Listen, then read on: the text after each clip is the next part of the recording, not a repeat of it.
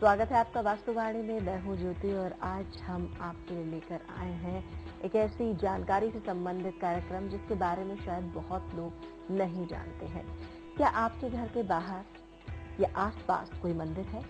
क्या इस मंदिर के होने में कोई दोष है? क्या घर के बाहर बिजली का खंभा है या कोई पेड़ है?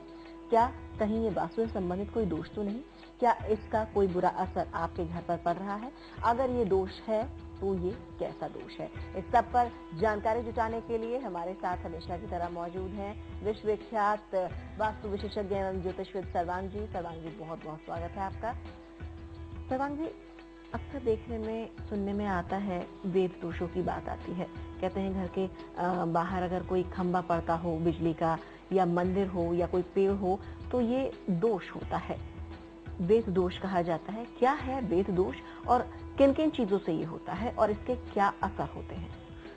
देखो ज्योति, वेद का मतलब है रुकावट, सीधी सी बात है। तो जब भी घर के मुख्य द्वार और न केवल मुख्य द्वार, वो तमाम तरह के वृक्ष वेद, मार्ग वेद और इसी तरह देव दोष उत्पन्न होते हैं, मंदिर वेद, ऐसे बहुत सारे हैं। हाई टेंशन लाइन ऊपर से जा रही है, घर के आगे पीछे कहीं कोई वृक्ष है, कोई किसी बिल्डिंग का नुकीला सिरा आपके घर के सामने है, मार्ग वेद जो इतना खतरनाक कई बार होता है कि अगर आपके घर के सामने, दरवाजे के ठीक सामने से कोई सड़क आ रही है, ये मतलब शास्त्रों में कहा गया ऐसा घर तुरंत छोड़ देना चाहिए, यहाँ तक कहा गया है। तो ऐसे बहुत सारे दोष हैं, जो खंबा आ रहा है, पिलर आ रहा है, तो ऐसे दोषों को वेद दोष कहा जाता है। और इसमें इसके तमाम सारे प्रभाव हैं और तमाम सारे निराकरण भी हैं। और जैसे आपने कहा कि मंदिर, तो मंदिर लोग कहेंगे कि भाई मंदिर तो शुभ माना जाता है, घर के आसपास मंदिर है, पास ही में मंदिर है, भगवान का घर है, तो दिन रात दर्शन होते हैं मंदिर के। लेकिन वास्तु में कहा जाता है कि मंदिर का घर के पास होना या उसकी छाया पड़ना घर पर, ये अच्छा नहीं होता। क्या वजह है कि ये अच्छा नहीं होता और इसके क्या बुरे प्रभाव होते हैं? देखो, सबसे पहले तो इस तरह जैसे मंदिर की बात आई, अगर घर की मंदिर की ऊंचाई से 2 गुने दूरी के बाद घर है तो वो दोष नहीं लगेगा जी, लगभग एक। ये बात हम चाहेंगे आप एक बार और दोबारा से हमारे दर्शकों को मंदिर की ऊंचाई से दुगनी जो अगर दूरी, मान लीजिए मंदिर 100 फीट है और 200 फीट के बाद हमारा घर है, तो ये दोष नहीं लगेगा, तब दोष नहीं लगेगा। दूसरी चीज, जैसे मार्गवेद, हमने कहा कि मार्गवेद सामने से सड़क आ रही है, ये बहुत ज्यादा यांग एनर्जी एकदम से घर के अंदर प्रवेश करती है और ये बड़ा खतरनाक सिम्टम। तो इसका सीधा तरीका है, आप घर का द्वार वहां से हटा दें, बदल दें, उसी चार दीवारी में उस जगह से दूसरी जगह कर दें, या फिर नहीं कर सकते तो उसके दूसरे उपाय हैं, लेकिन ये एक अगर आप बदल सकते हैं तो उसका रास्ता बदल दें। इसी तरह घर के सामने कोई ऐसा वृक्ष है तो वृक्ष के लिए भी अगर उस वृक्ष की छाया घर के ऊपर पड़ती है तो वो दोष की श्रेणी में गिना जाएगा, चाहे वो किसी भी तरह कोई भी वृक्ष हो। लेकिन जैसे पीपल इत्यादि वृक्षों में इस चीज का ज्यादा ध्यान दिया जाता है। अगर दरवाजे के सम्मुख कोई है, जैसे छाया कहीं से भी पड़ेगी तो वो वेद दोष होगा, लेकिन अगर सम्मुख है तो वो दोष मतलब वो छाया ना भी पड़े तो भी अगर घर के दरवाजे के सम्मुख कोई पेड़ है या कोई खंबा है या कोई पिलर है तो वो दोष के अंतर्गत है। बिल्कुल। बिजली का खंबा हो तो वो भी वेद दोष होगा। बिल्कुल। ऊपर से हाई टेंशन लाइन जा रही है, बहुत बड़ा दोष है। लेकिन जैसा आपने कहा कि अगर घर का किसी दूसरे घर का कोई नुकीला कोना आपके घर की तरफ हो तो वो भी वेद दोष है। बिल्कुल। ऐसे में क्या करें, क्योंकि ना तो दूसरे का घर तोड़वाया जा सकता है, ना अपना घर बदला जा सकता है। तब अब ये तमाम दोष आपने बताए, बिजली का खंबा है, नहीं हटाया जा सकता क्योंकि सरकारी खंबा है। अब सरकार से कैसे कहेगा कोई कि बिजली का खंबा हटा दिया जाए? लेकिन ये तो बाहर ट्रांसफार्मर, हमने कई ऐसे कारखाने, कई दुकानें ऐसी देखी हैं जिनके ठीक सम्मुख उनका ट्रांसफार्मर है और वो उसका बहुत बुरा असर पड़ता है। बहुत बुरा असर पड़ता है। किस किस तरह के प्रभाव देखने को मिलते हैं ऐसे घरों में रहने वाले लोगों पर? देखिए, हेल्थ के भी मिलते हैं। अगर उसका कारोबार है तो कारोबार में बिल्कुल एकदम बिक्री नहीं हो रही है, काम नहीं हो रहा है, मिसअंडरस्टैंडिंग, तमाम सारी छोटी छोटी चीजें बहुत सारी। लेकिन वेद जो हमें जो सीधे वेद का दोष मिलता है, जो सामने है या पॉइजन एरोज आ रहे हैं, तो वो जैसे हम लोग ये अभी बाहर के वेद की बात कर रहे हैं, इंटरनल वेद होते हैं। अगर दरवाजे के अंदर आप घर में प्रवेश कर गए, ये तो बाहर के बताएं, घर में प्रवेश कर गए, सामने अगर टॉयलेट है, सामने से स्टेयरकेस जा रहा है, ये वेद है जी।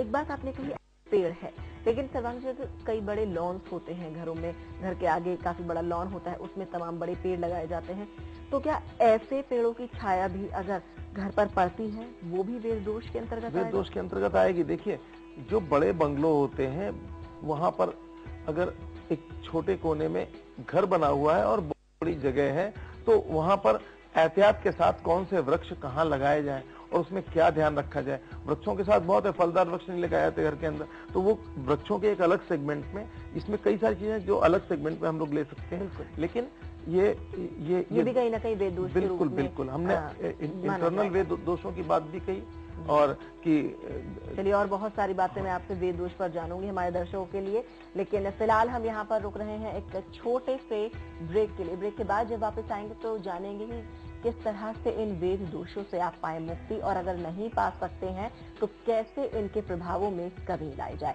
छोटे से ब्रेक के बाद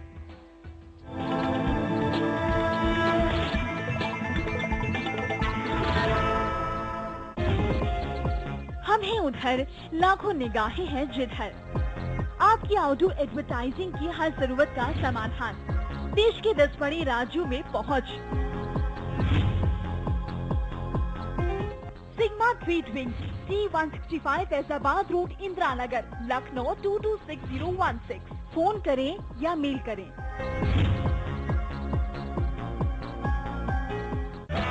ड्रेन वेनेजिया ग्रुप आपके लिए लाया है ड्रेन वेनेजिया कमर्शियल टावर, जिसमें है एक 5 स्टार होटल, शानदार स्विमिंग पूल, रिटेल शॉप और आकर्षक एक्वेरियम, और भी बहुत कुछ आपके घर के नजदीक, ग्रेटर नोएडा परी चौक के पास।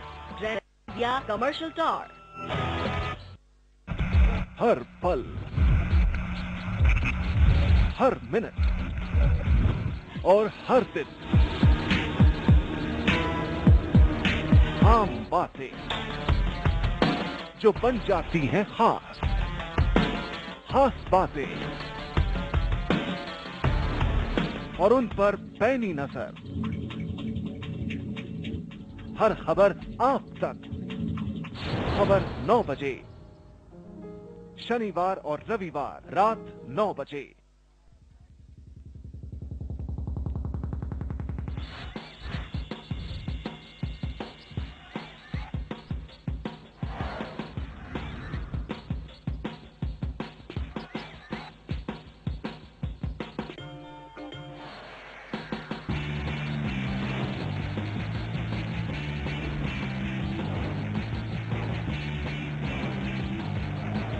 बॉलीवुड ब्रेकिंग न्यूज हर रोज शाम 6 बजे।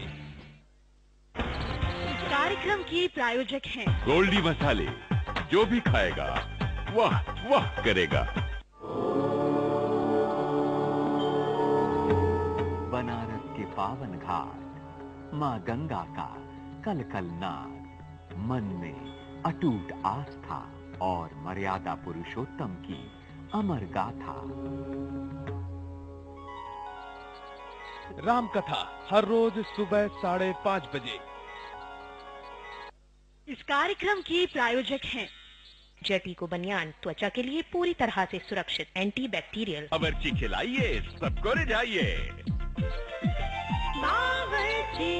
नए इंडिया का बाजार, बिग बाजार।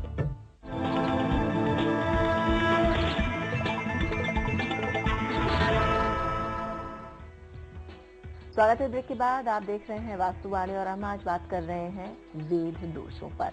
सर्वांग जी, तमाम तरह के वेद दोष आपने बताए, घर के बाहर के भी बताए, घर के अंदर के भी बताए।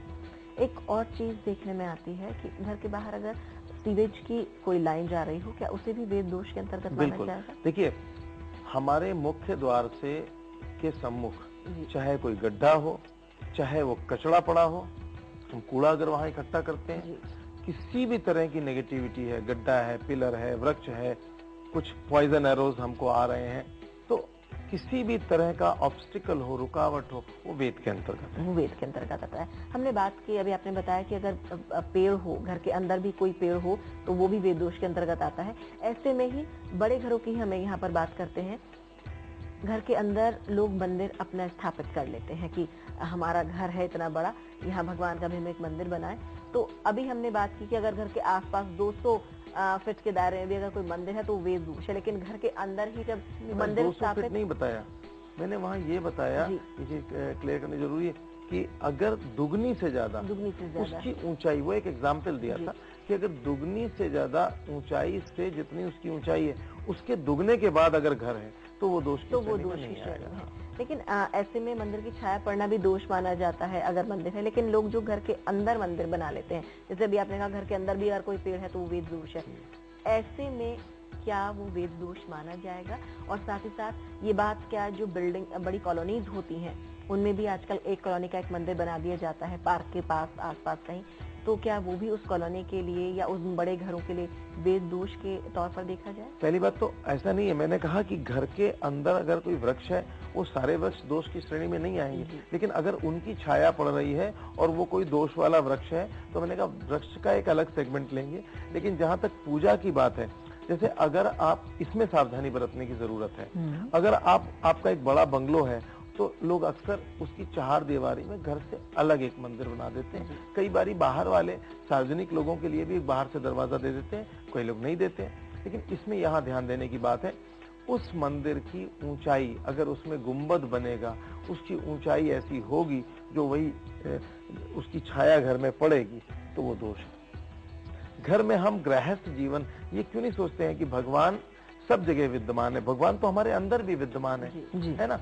लेकिन जब हम गृहस्थ जीवन जीते हैं तो जब हम कोई प्राण प्रतिष्ठित मूर्ति, मंदिर का मतलब हो गया वहां प्राण प्रतिष्ठित मूर्ति है, और उसको अगर हम स्थापित करते हैं तो बहुत सारे नियमों का पालन करना पड़ता है जो गृहस्थ धर्म में मुश्किल होता है। अगर खुद नहीं कर पाए तो फिर ऐसे में पुजारी को रखना जरूरी है, वरना दोष के भागी बनेंगे ही बनेंगे। तो इसके नियम है कुछ, जैसे अगर मान लीजिए आप घर के अंदर जो आपका मंदिर है, अभी घर के अंदर के मंदिर की, वो मंदिर नहीं है, पूजा घर है जी, और उस पूजा घर में गुंबद इत्यादि नहीं बनते।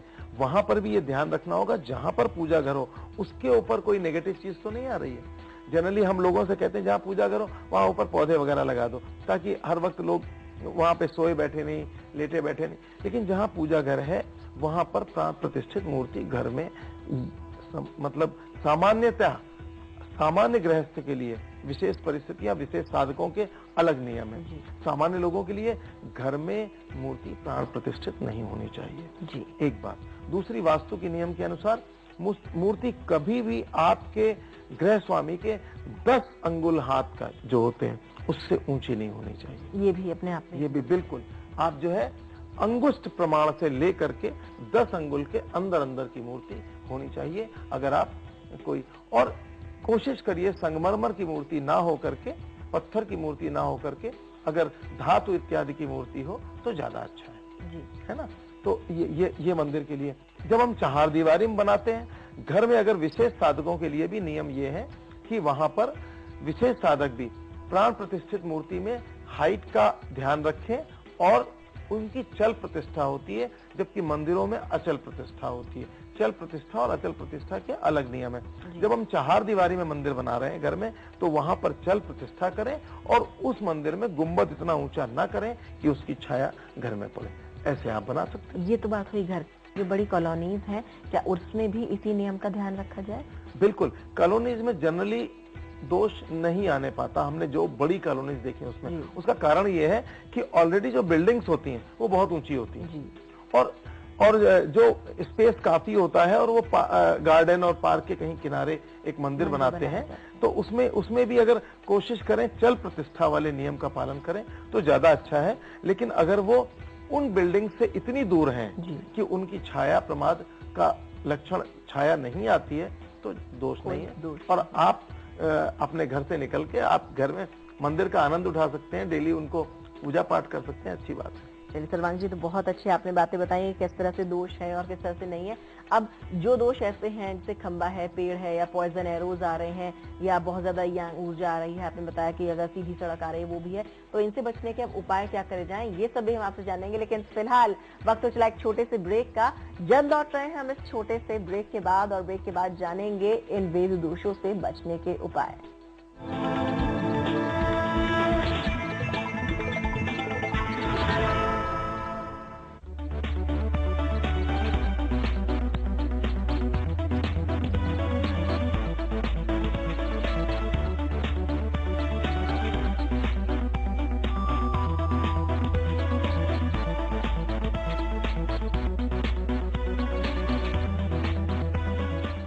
अगर आपको है शिकायत किसी अधिकारी से, किसी कार्यालय से, तो न हो परेशान, जन संदेश है आपके साथ।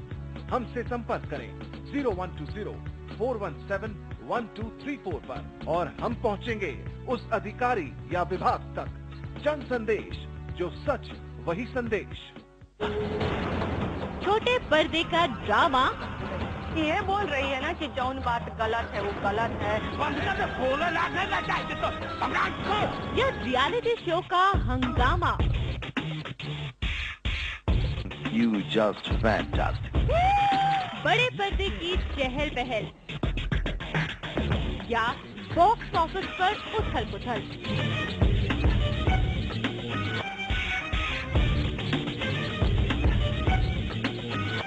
एंटरटेनमेंट स्पेशल हर रोज दोपहर 12:30 बजे और रात 11:30 बजे, सिर्फ जन संदेश पर।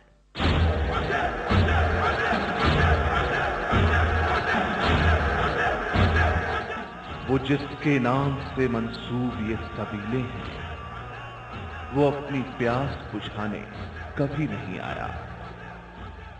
आशूर का सूरज कह देगा, खामोश किनारा कह देगा, जो बात के असगर कह न सके, बहता हुआ दरिया कह देगा।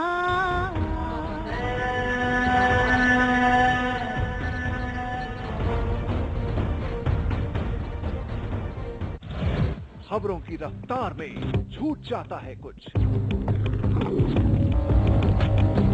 लेकिन हर वक्त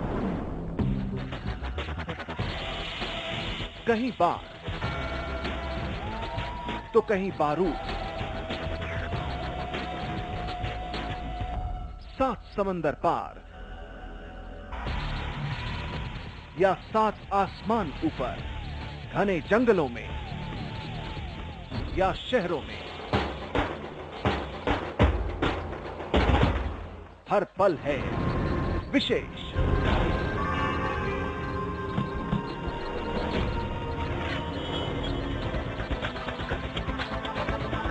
विशेष हर रात 8:30 बजे, सिर्फ जन संदेश पर। इस कार्यक्रम की प्रायोजक हैं बावर्ची खिलाइए, सबको रिझाइए। बावर्ची। इस कार्यक्रम की प्रायोजक हैं जटीको बनियान, त्वचा के लिए पूरी तरह से सुरक्षित, एंटी बैक्टीरियल। बावर्ची खिलाइए, सबको रिझाइए। बावर्ची। नए इंडिया का बाजार, बिग बाजार।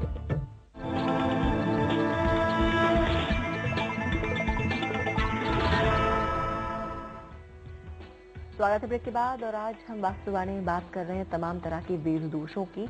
और अब सर्वांग जी से हम जानेंगे किस तरह से इन वेद दोषों से बचा जाए। तो सर्वांग जी, वेद दोष तो हमने जान लिए किस तरह के होते हैं, पेड़ हो, सीवेज हो, गड्ढा हो, कोई भी तरह के तमाम तरह के वेद दोष आपने हमें बताए।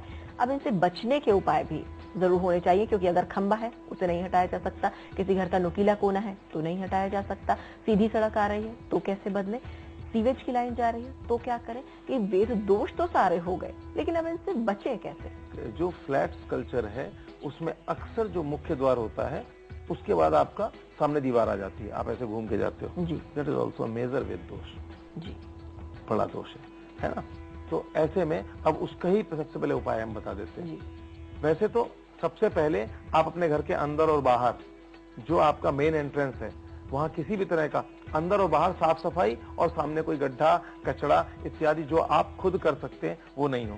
सामने जो मैंने इसके सामने के दोष को दूर करने के लिए जो अंदर मैंने दीवार वाला बताया, अक्सर वास्तुकार एक मिरर लगवा देते हैं जो इतना खतरनाक उपाय है कि मिरर तो पहले ही मैं बोलता हूं क्या रिफ्लेक्ट कर रहे हैं, मिरर बहुत सोच समझ के लगाने चाहिए।